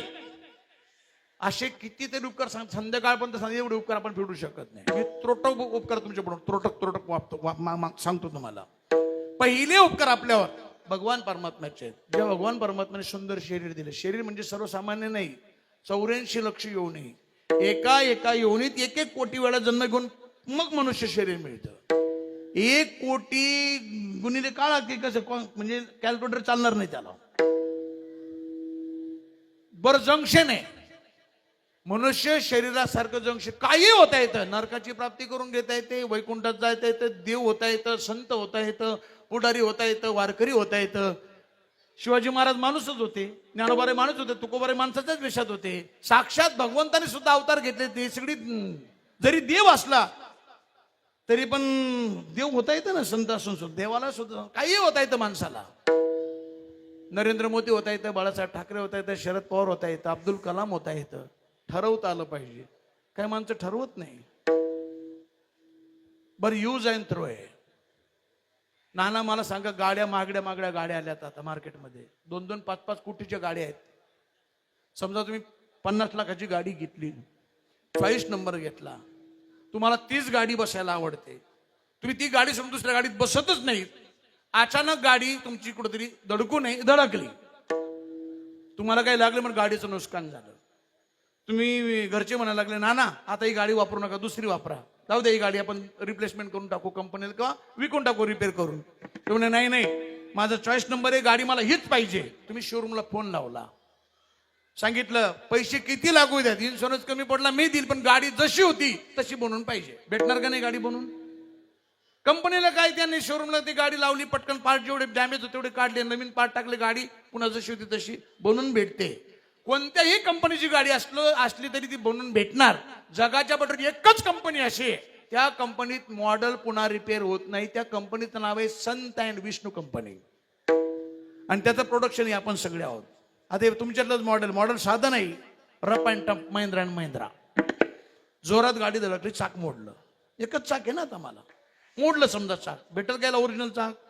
तुम्ही सगळ्यांनी वर्गणी काढल्यावर नाही, तुमच्या आमदारांनी मदत केल्यावर, खासदारांनी मदत केल्यावर. खासदार कोण हे आहेत का तुम्हाला? वागचौरे आहेत ना? हा, चांगला माणूस आहे, भारी माणूस. कोणी जाऊ दे त्याच्याकडे, नाही म्हणणारा माणूस नाही. केली समजा त्यांनी मदत, भेटेल का? नाही भेटणार. मुख्यमंत्र्यांनी मदत केल्यावर, दोन्ही उपमुख्यमंत्र्यांनी मदत केल्यावर नाही. पंतप्रधान भाई और बहनों, बेचारे महाराज 2 घंटे एक टांग पे खड़े होकर कीर्तन करते, हम आज सरकार की ओर से महाराज जी को एक टांग प्रदान करते, मिलेगा नहीं? आदर्श टाकल्यावर 2G श्रेप्टम, सिंचन, चारा, युरिया, कोळसा, घरकुल, महाराष्ट्र सदन, चिक्की, बिस्किट, उंदराचं औषध, 100 कोटी, 50 खोके, अख्ख्या जगाची संपत्ती जरी एकत्रित केली, भले 24 कॅरेटचं भेटेल, पण ओरिजिनल नाही. अशा अनमोल किमतीचं शरीर त्या परमात्म्याने विनामध्ये फिरतील त्याचे उपकार. जेणे हा जीव दिला दान, दान करीन चिंतन, जग जीवन नारायण, काही न गुण कयाचे.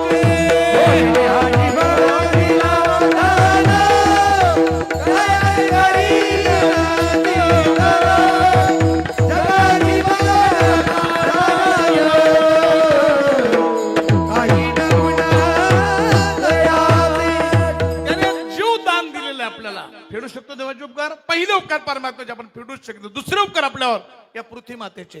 कोणी बूट घालून तोडते, कोणी चपला घालून, कोणी वीर खाणते, कोणी बोर खाणते, कोणी जिशिबीने खाणते, कोणी भिजवते, कोणी पेटवते, तरी सुद्धा पृथ्वी माता बिचारी पिकते आणि आपल्या सगळ्यांचा उदरनिर्वाह करते. नाना कितीही एअर कंडिशन रूम मध्ये बसणार असू दे, त्याला शेतीच माहित नाही, त्याच्या ताटात सुद्धा संध्याकाळी या भूमिमातेने पिकवलेलंच जात आहे. म्हणून पृथ्वीचे उपकार आपण फेडू शकत नाही. तिसरे उपकार आपल्यावर गंगा मैयाचे आहेत. गंगेचा एक स्वार्थ आहे, उगमस्थानापासून पाहुणे समुद्र जाऊन मिळणे. पण रस्त्यात जाताना सगळ्यांवर परोपकार करतं. का फेडी तर पापताप, पोखी तर तिरीचे पादप, समुद्रा जाय आप गंगेचे जैसे. गंगेचे उपकार आपण फेडू शकत नाही. ज्यांची कोरडवाहू शेती त्यांना 15-15, 20-20 एकर असू सुद्धा असे बसतात. 3 एकर असू द्या आणि बागायती असू द्या तरी ते मस्त 4 व्हीलर मध्ये फिरते. ताकद आहे ताकद. गंगा तुम्हाला तर गोदावरी मैया आहे, नद्यांची राणी आपल्या म्हणजे महाराष्ट्रातून. गंगेचे उपकार नाही पेटू शकत आपण. चौथे उपकार आपल्यावर चंद्राचे आणि सूर्याचे आहेत. सूर्यनारायण भगवान जर वेळेवर तळपला नसता आपण थिजून मेलो असतो, आणि जास्त तापला असता तर जळून मेलो असतो. संतुलन ठेवतोय ते बरोबर, जेवढं सण होईल तेवढंच सोडतोय. आणि चंद्राच्या शीतल अशा प्रकाशामध्ये आपण जन्माला आल्यापासून आज तागायत वावरत आहोत. कधी चंद्राने लेटर पाठवले तुम्हाला? एवढे वर्ष तुम्ही ज्या प्रकाशामध्ये वावरत असतो, एवढ्या वर्षाचं बिल थकीत आहे, जर भरलं नाही अन्यथा तुमचं कनेक्शन कट केलं जाईल. कधी आलंय लेटर? कधीच नाही येणार. चोराला तेवढंच उजळ, सज्जनाला तेवढंच उजळ, दुर्जनाला तेवढंच उजळ. चंद्राचे उपकार नाही पडू शकत आपण. नाही ते वितरण कंपनी पहा, एक त्यांचा पुरवठा वेळेवर नाही, लाईट बिल उलटी पालटी. ना माझे 5 मीटर घरगुती आहे, 5 मीटर पैकी एकही मीटर माझा डॉक्युमेंटला चालत नाही. ते कमर्शियलचं जोडायला लागतं मला, कारण की नावं सगळ्यावर चुकीचे टाईप केलेली आहेत. 1 मीटर माझं नाव लक्ष्मण आहे तर लक्ष्मण झाले लक्ष्मण. 1 मीटर आडनाव पाटील आहे तर पटेल झाले. 1 मीटर बायकोच्या नावावर तिचं नाव रंजना आहे तर रजनी झाले. सगळे मीटर चुकीचे. आणि एकदा तर मला घरगुती बिल 1च मीटरचं 36,000 रुपये बिल आलं होतं मला. मी आपलं कुठून तरी आलो ऑफिसमध्ये, पाहिले सगळे आले, काही लेटर पाहत असतो ऑफिसमध्ये गेल्यावर. पाहिलं म्हणलं 9, 950, 1200च्या आत सगळी बिल असतात. हे 36 काय आलं काय म्हणलं, 1 दशक, शतक, हजार, 10,000, 36,000 बिल. मी रात्रीच बायकोला म्हणलं, एवढं बिल कसं काय आलं? ते मला काय माहिती, या बंगल्याचं नाही ते त्या बंगल्याचं आहे. दुसऱ्या 2 आहेत ना, मला 2 आहेत. पाटील माणूस आहे मी. 2 आहेत म्हणजे तुम्ही गैरसमज करून घेऊ नका. मस्तीनं नाही झाल्या त्या प्रारब्धानं झाल्या. नाही तर लोक म्हणतील कीर्तनकार असून 2-2 करता का? परमार्थ करणं लय अवघड आहे. तुम्हाला सोपं वाटतं तेवढं सोपं नाही परमार्थ. परमार्थ करत असताना अडचणी खूप येतात. 2 का केल्या आता सांगायला वेळ नाही, पण आता तुमचा गैरसमज म्हणून सांगतो 2 मिनिटात. पहिल्या बायकोला मुलगा झाला, तो मुलगा 2.25 वर्षाचा झाला. चुलत बहिणीचा साखरपुडा म्हणून ते तिकडे गुलाबराव पाटील आहेत ना, पाणी पुरवठा मंत्री, त्यांची भाची तिकडे गेली होती त्यांच्या गावाला. आता ती पोरग कोणी उचलायचं घेऊन जायचं. 8-10 दिवस तिथे राहिली, सगळ्यांना लढा लागला त्याचा. एक दिवशी हिचं पोट दुखतं म्हणून सकाळी झोपून गेली. तिला वाटलं साखरपुडा तिकडे गेला असेल पोरग कोणाबरोबर तरी. नेमकं ते खेडेगावात नळाला साखरपुड्याच्या जेवणासाठी पाणी सोडलं. ते खेडेगावात खड्डे खोदलेले असतात पाण्याला, नळाला पाणी जास्त यावं म्हणून. त्या खड्ड्यात पोरग पडलं. तिला वाटलं मंडपात नेलं असेल पोरांनी. कोणीच सगळे कामात पोरं गुंग, तिकडे कोणीच पाहिलं नाही पोरग. 1.5-2 तास पोरग ते पाण्यात बुडलं, पोरग गेलं मरून. मी होतो राजकोटला, गुजरातला. मलाही म्हणजे हे नाही कल्पना नाही काही गोष्टीची. पोरग मेलं, ते सगळ्या झालं. तिला झोपेतून 2-3 तासांनी उठली, पाहिलं पोरग कुठं गेलं, काही खाल्लं नाही, कुठं गेलं शोधलं. तिथे पोरग त्या टाकीत पाहिलं, जे शॉक लागला तिला वाटलं माझ्यामुळेच पोरग मेलं. ती जी डिप्रेशन मध्ये गेली, जागेवरच येईना. तिच्या आईबापांनी 7-8-10 लाख खर्च केले, मी 10-15 लाख खर्च केले, जागेवरच येईना. अजूनही गोळ्या चालू आहेत. माझं इकडं कीर्तनं वाढली, पुन्हा बांधकामाचा व्यवसाय, माझं थोडंसं येणारे जाणारे VIP लोक घरी यायचे. मग करणार कोण? किती दिवस मित्राच्या मंडळीला याला त्याला आईला बोलवायचं. हे घरचे म्हणले दुसरं कर म्हणल्यावर ते म्हणलं आता तुम्ही नका बघू, माझ्या पद्धतीने बघू द्या. मी पाहिलं स्थानिक आळंदीचं, मी पाहिलं. दुसरं केलं, हे पहिलीला कळल्यावर बऱ्यापैकी जागेवर आली ती. दुसरी केल्यावर पहिलीला कळलं, ती जागेवर आली. म्हणून दोन्ही सांभाळायची वेळ आली. आता दोन्ही आहेत, पण आता एक गावाला पाठवली सध्या शेतीकडे, तू बघ म्हणलं, इकडे गेला राहू दे म्हणजे नको. आणि नाना तरी पण 2 असून मी सफरचंद सारखा आहे का नाही. त्याचं कारण सांगतो. प्रपंचाला जास्त चिपकायचं नसतं. ज्यांचं त्यांना विल्हेवाट लावून दिली, हे तुम्ही सांभाळा, हे तुम्ही सांभाळा. मी आता जरी शास्त्रीजी मला म्हणले आश्रमावर थांबा मुक्कामाला, थांबून जाईल कायमचं. चिपकून राहायचं नाही. आणि दुसरी गणित सांगतो तुम्हाला सगळं, जाऊ द्या हा बंगा बाजूला राहिला तरी सगळ्यांना गोष्टी सांगून जातो तुम्हाला. लाईफ जगून घ्या. पुन्हा मनुष्य शरीर नाही आहे, या कंडिशन मध्ये मस्त जगा. मी जरी कीर्तनकार असलो, जरी सांगत पुनर्जन्मात पुढचा जन्म चांगला भेटले, आज काही गणित ते धरू नका डोक्यात. आहे ना जन्म भेटलेला, जेवढं नामस्मरण करता येईल तेवढं नामस्मरण करा, जेवढे तीर्थयात्रा फिरता येईल तेवढे फिरा. मी मस्त मी लाईफ इतकी हॅपी जगतोय सध्या. माझ्यासारखा सुखी बुवा कोणताच नाही. हे ढोकमार वगैरे ही जे पळतात नाही, त्यांचं काही जीवन नाही चांगलं. त्यांना झोप नाही, वेळेवर जेवण नाही. माझं तसं काही कीर्तन घेतल्यावर तुमच्या गावाला मी येईलच, गॅरंटी नाही. आलं मनाला, गेलं शेणाला.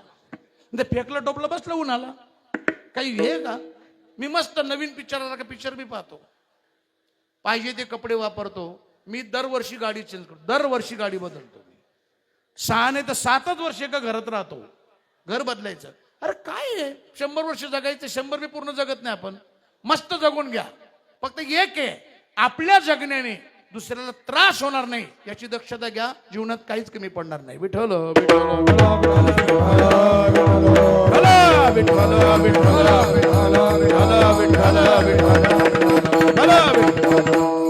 त्या दुसरीला म्हणलं, त्या आता सकाळी मी आनंदीत मोटरसायकलवर असतो, गाडीला केक मारली, पलीकडच्या गल्लीत त्या बंगल्यात गेलो. म्हणलं काय ग एवढं काय वापरलं तू, कस काय एवढं लाईट बिल आलं.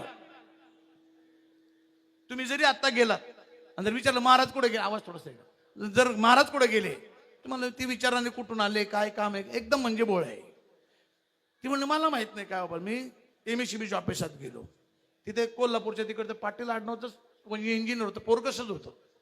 साहेब म्हटलं मला लई बिल आलं हो. ते म्हणले पहिले तक्रार फॉरवर्ड करण्याच्या आधी बिल भरा, मग तक्रार फाडू केली जाईल. म्हणलं काचा फोडल्यावर महाराज तुम्ही का, थांबा वायरमन पाठवतो. वायरमन आला, ते माझ्या मीटरवरचे आकडे आणि त्या बिलावरचे आकडे मॅचच होत नव्हते. माझ्या घराच्या पाठीमागे अजून एक स्थानिक घर आहे, वर्कशॉप होतं एकाचं, त्याचं 6 महिन्याचं सगळं बिल मला 36,000, मला 950 माझं त्याला, ती भरून मोकळं झालं. नंतर मी चाकणला गेलो, चाकणला साहेबाला 500 दिले, ॲफिडेविट करून दिलं वकिलाकडनं, तेव्हा ते बिल दुरुस्त. चंद्राचं बिल आलंय का तुम्हाला चुकून, एवढं एवढं भरा नाही तर कनेक्शन कट होईल, कधीच नाही. म्हणून चंद्राचे आणि सूर्याचे उपकार आपण फेडू शकत नाही. आणि लास्ट सांगतो, लास्ट आपल्या वेळ झाले आता, जास्त वेळ तिकडे जात नाही. लास्ट, माझ्या अभ्यासाप्रमाणे आई बापाच्या उपकारातून उतराय झालेला मुलगा अजून जन्माला यायचा आहे. बरं वाईट चांगलं हे सगळं कळण्याचं जे आपल्या अंतकरणात म्हणजे यंत्र आहे, ही यंत्र निर्मिती, हे शरीर, हे सगळं ज्यांच्यापासून निर्माण झाले त्यांचे उपकार आपण कधीच फेडू शकतो. महाराज पुंडलिक महाराज त्यांनी फक्त प्रयत्न केले, यशस्वी होत आहे. पण कुणाला, ज्याच्या घरात आई नाही बाप नाही त्याला. ज्याचे गेले त्याला विचारा काय काय म्हणतात, महाराज आमचं मात्र लय आळंदीला न्या, त्याला लय बडबड करता येते, न्या त्याला आळंदीला. कसं आकाशातून पडलं म्हणून अधोगती आहे. दुसरे गणित सांगेल तुम्हाला मी. पूर्वी एवढा विकास नव्हता, एवढी शेती पिकत नव्हती, जात्याचे दळण नव्हते, गिरणी नव्हत्या पिठाच्या, काहीच नव्हतं, पैसा नव्हता, एवढी सुशिक्षित लोक नव्हती. काही काही लोक बिचारी अर्धपोटी उपाशी झोपायची, तशीच झोप लागून जायची, पण पडल्या पडल्या झोपायची. मात्र आताची कंडिशन अशी आहे, पैशाला कमी नाही, विकास आहे, प्रतिष्ठा आहे, सगळ्या गोष्टी आहे, 2-2 गोळ्या घेऊन सुद्धा झोप येत नाही. त्यात एकच कारण आहे, ज्येष्ठांचा अवमान वाढलाय. कुणाला कळली आई, कुणाला कळला बाप. आणि महाराज मी तर नेहमी सांगत असतो, आज बी वाद येत नाना चालू आमच्या संप्रदायात बी. आईचे गाणे म्हणू नका, शिवाजी महाराज सांगू नका, धर्मवीर संभाजी महाराज सांगू नका. अरे मग सांगायचं तरी काय, नामा म्हणेन, निळा म्हणेन, तुका म्हणेन, ग्रंथ वाचणारे लोक नाहीत का, सगळं वाचून काढले लोकांनी. पण जेणेकरून वेगवेगळे दाखले देऊन, माझं तर असं मत आहे, कीर्तनकार, डॉक्टर, वकील, पोलीस आणि शिक्षक, आमच्यावर समाजाची खूप मोठी जबाबदारी आहे. माझं असं मत आहे, पत्रकार बंधू किंवा कीर्तनकारांना, एखादी काल्पनिक गोष्ट आहे पण ती जर समाजाला प्रेरणा देणारी असेल तर ती अवश्य मांडावी, विस्तारपूर्वक मांडावी. एखादी खरी घटना आहे पण समाजाच्या अंतर्गत विकार निर्माण करणारी आहे, ती घटना समाजापुढे मांडू नये, पत्रकारांना सुद्धा छापू नये. अलीकडे पत्रकार TRP साठी नको नको त्या गोष्टी करतात, नको हे वाढवण्याचं काम पत्रकारच करतात. खरं पत्रकार बंधूंनी काही थोडेसे संयम पाळले पाहिजे. आता आमचे बरेच कीर्तनकार आई माझी गाणे म्हणतात, आईचं गाणे म्हणतात, बापाची गाणे म्हणतात. मी म्हणतो काय म्हणू दे ना, त्याने काय परवडतं 5 मिनिटाने. जर एखादा माणूस त्यांच्या त्या गाण्याने आकर्षित होऊन आईबापाला न मानणारा जर तो आईबापाच्याकडे आकर्षित होत असेल तर ते गाणं त्याचं सार्थकी लागलं समजा. काय इथं भिडतं ते गाणं, काय वर्णन आहे महाराज. आई माझी मायेचा सागर दिला तिने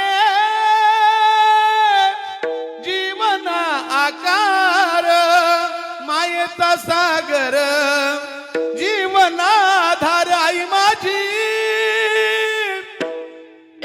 मायेचा सागर, आई वडील माझे थोर, काय सांगू त्यांचे उपकार. जीवनाच्या वाटेवरती किती असतो त्यांचा आधार. आई माझी मायेचा सागर दिला तिने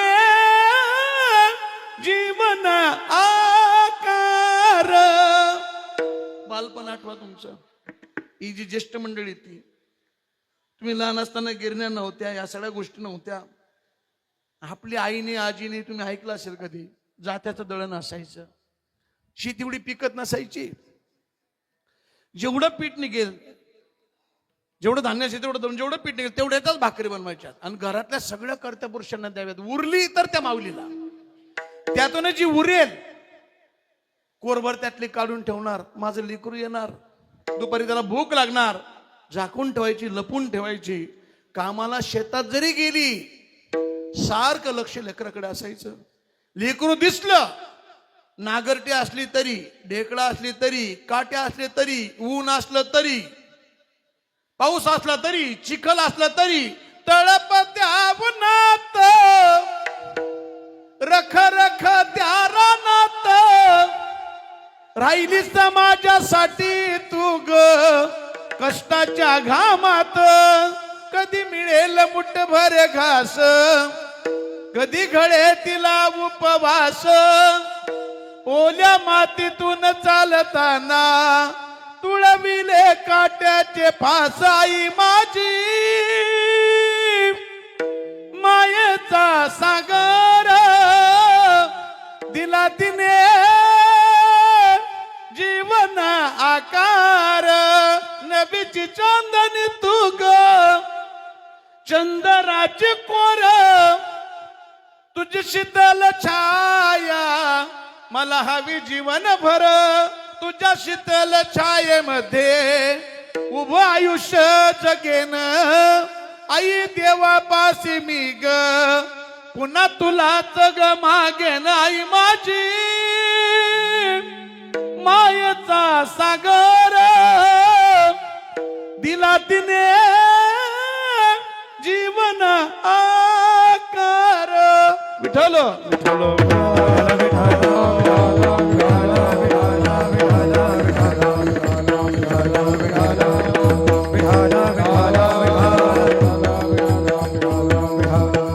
कोणाला कळली आई. आणि अजून एक आरोप माझा आहे, आई बापाबद्दल नाना जेवढे वक्ते बोलतात, मग पुढारी शिक्षक काय असतील ते सगळेच बोलतात. पुढारी ते इतके बोलतात बाबाबद्दल. दशक इकडे काय कंडिशन मला आमच्या पुण्याकडे दशकरे असले ना, माता पित्यासारखं दैवत नाही. स्वामी तिने जगाचा, आई विना भिकारी. मंडळी, आपण आपल्या अंगाची कातळी काढावी. माता पित्याच्या असली भाषण ठोकतो. घरी जाऊन जर पाहिलं, आई बाप कांद्याच्या बाराकीत अभंगल्यात राहतो. कशाने सुख मिळणार आहे तुम्हाला.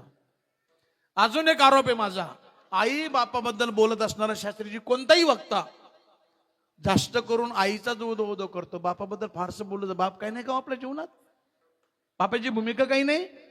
बापाची सगळ्यात मोठी भूमिका आहे फक्त काय माहितीये का, बापाचं अंतःकरण गंभीर असतं. सहजासहजी बाप लक्षात येत नाही कुणाच्या. कुणाला कळला बाप, कुणाला कळला.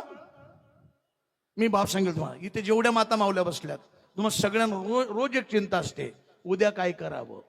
आपल्या परिवारासाठी रोजच्या शिदोरीची चिंता करते, तिला आई असे म्हणतात. पण अख्ख्या परिवारासाठी आयुष्यभराची शिदोरी निर्माण करण्यासाठी रात्रंदिवस झटतो तो बाप असतो. कुणाला कळला बाप? घरातला एखादा सदस्य आजारी पडला, व्याजाने पैसे काढेल, शेळ्या विकेल, बैल विकेल, त्याच्यावर उपचार करेल. स्वतःला पैसे नसले, ताप अंगात भरला, क्रोशिनची गोळी घेतो, तसाच कामाला जातो तो बाप असतो. प्रत्येक सणावाराला घरातल्या सगळ्या सदस्यांना नवीन कपडे घेतो.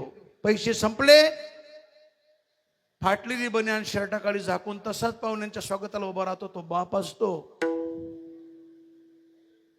प्रत्येक पोरीच्या जीवनात बापासारखं दैवत पुन्हा कधीच येणार नाही. तुमच्या माहेरात तुमची दादागिरी तोपर्यंतच चालते जोपर्यंत तुमचा बाप जिवंत आहे.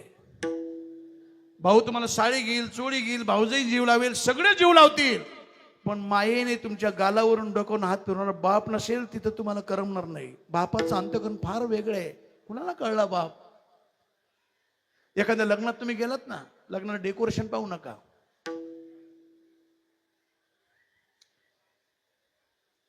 नवरी मुलाच्या बापाचा चेहरा पहा. दिवसभर गेटवर उभा राहतो, सगळा खर्च त्याचाच, जो येईल त्याच्यापुढे हात जोडतो. संध्याकाळपर्यंत कसा तरी दम धरून स्वागत करतो सगळ्यांचं.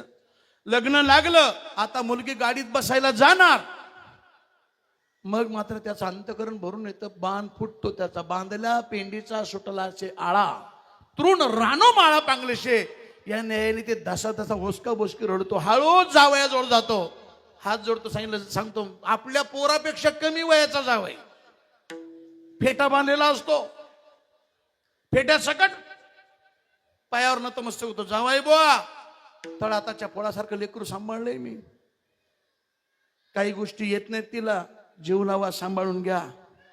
लाडात वाढलेली पोरगी माझी, ती बापाचं अंतकरण आहे. एखाद्या भावाच्या पोटी जन्माला आलेली मुलगी, तिला वाढवावी कशी, घडवावी कशी, नटवावी कशी, कशी देखणी दिसावी, तिचं राहणीमान कसं असावं, तिच्यावर काय संस्कार, ही चिंता आईला आहे. पण त्या मुलीसाठी साजेल असा पती, जेणेकरून माझी मान उंचावेल, असले पाहुणे शोधण्यासाठी रात्रंदिवस प्रयत्न करतो तो बाप असतो. कुणाला कळला बाप? याने सुंदर गाणं काढलं. आता ते बाप लेक पिक्चर आलाय, त्या अजय अतुलने गाणं गायलंय. उरामंदी माया त्याच्या काळ्या मेघवानी, दाखविना कधी कुणा डोळ्यातलं पाणी, जिजू जिजू संसाराचा गाळा हकला, होटा मंदी हसू जरी कनावा कला, घडीभर तू थांब जरा, ऐक त्याचे धापर, लई अवघड आय कड्या, उमगाया बापर, उमगाया बापर, लई अवघड आय कड्या, उमगाया बापर, उमगाया बापर, अवघड हाय गड्या, उमगाया बापर, उमगाया बापर, लई अवघड आय कड्या, उमगाया बापर, उमगाया बापर. उरामंदी माया त्याच्या काळ्या मेघ ढगापेक्षा माया त्याच्या उरात आणि त्या अंतकरणात असते. उरामंदी माया त्याच्या काळ्या मेघावानी, दाखविना कधी कुणा. अंतकरण भरून जरी आलं, लेकरांपुढे सगळ्यांपुढे खिशात पैसे जरी नसले ना, आपल्या लहान लेकरांना बाप म्हणत नाही बाळा माझ्याजवळ पैसे नाही, चॉकलेट पाहिजे तुला, थांब काहीतरी करतो. तो अश्रू दाखवत नाही कुणाला. कुणाला कळला बाप? पण एक सांगू, आपली वेळ संपली, मला तिकडे जास्त जायचं नाही. एवढं जरी आईबापाचं प्रेम नाना आपल्या सगळ्यांवर असलं तरी आईबाप एका ठिकाणी कमी पडलेत. आता चष्मावाले बाबा, तुम्ही मला सांगा, तुम्हाला पोरं किती आहेत? तुम्हाला पोरं किती? चष्मावाले पलीकडचे, हा 2. आवडतात तुम्हाला पोरं? हसलं म्हणजे काहीतरी काळगोर आहे. आवडतात का नाही? हाच म्हणावं लागेल, नाही लज नाही. संध्याकाळचं अवघड आहे ना. हा, आवडतात, बरोबर. तुम्ही आता पण जेवढी प्रॉपर्टी कमवली, कोणासाठी कमवली? मुलांसाठी. माझे व्हायचे असतील ना पोरं, 40-45 वर्षाची पोरं असतील ना, 40-45 वर्षाची असतील ना पोरं तुमची, मग ठीक आहे, माझ्यापेक्षा लहान असतील. जेवढी तुमची पोरं तुम्हाला आवडतात, तेवढं मी आवडतो का? आवडतो नाना स्टॅम्प पेपर मागवा, तिसरी वाटणी माझी काढू. नक्की या, माग हटायचं नाही. मी बी आश्रम काढतो मस्त मोठा. जेवढा जीव आपण आपल्या लेकराला आपल्या पोरांना लावतो तेवढा शेजारच्या पोराला लावित नाही. आपणच नाही, देव सुद्धा नाही. देवाची सुद्धा महाराजची गंमत अशी आहे, आपण जेवढं आपल्या लेकराला तेवढं भक्ताला देव जीव लावतो, पण दुर्जनाशी भक्ता राखे पायापाशी दुर्जनाशी संवार, दुर्जनाचा संवार करतो. देवाचा एक उसूल आहे. देवाचा एखादा जर वाकडा आला, देव पहिल्यांदा समजून सांगतो, दुसऱ्यांदा माफ करतो, तिसऱ्यांदा सुदर्शन काढतो, खलास करतो. माझ्या संतांचं तसं नाही. शक्यतो संतांचं कोणाचं वाकडं येतच नाही. दैवाने नशिबाने आलंच वाकडं, मारत नाहीत संत त्याला. त्याच्या जवळ जातात, येणं केन प्रकारे त्याला आपलं सापणासारखे करीते तात्काळ नाही, मारत नाहीत त्याला. म्हणून तुकोबर आहे त्यांच्याकडे आलेल्या साधकांना संबोधित करतात की बाबा माझ्या जीवनामध्ये मला परमात्म्याची भेट झाली, वैकुंठात जाण्याचं सौभाग्य मला प्राप्त होते, त्याला कारणीभूत फक्त संत आहेत. महाराज असं काय केलं, काय केलंय? अरे मी शब्दात वर्णन करू शकत नाही, इतके उपकार माझ्यावर. महाराज नेमकं केलंय काय? महाराज मज निरंतर जागविती मज निरंतर जागविती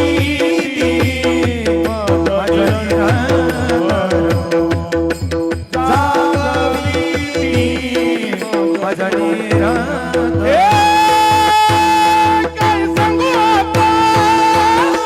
संतांचे उपकार काय सांगू आता, संतांचे उपकार काय सांगू आता, संतांचे उपकार काय सांगू आता, संतांचे उपकार काय सांगू आता, संतांचे उपकार काय सांगू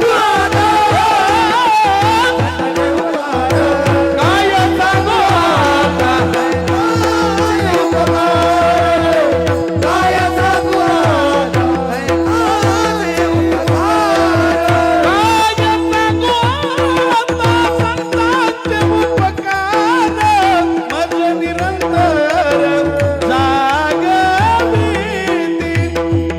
सांगू आता संतांचे उपकार मज निरंतर जागविते, मज निरंतर जागविते. काय देवताचे भावे उत्तराई, काय देवताचे भावे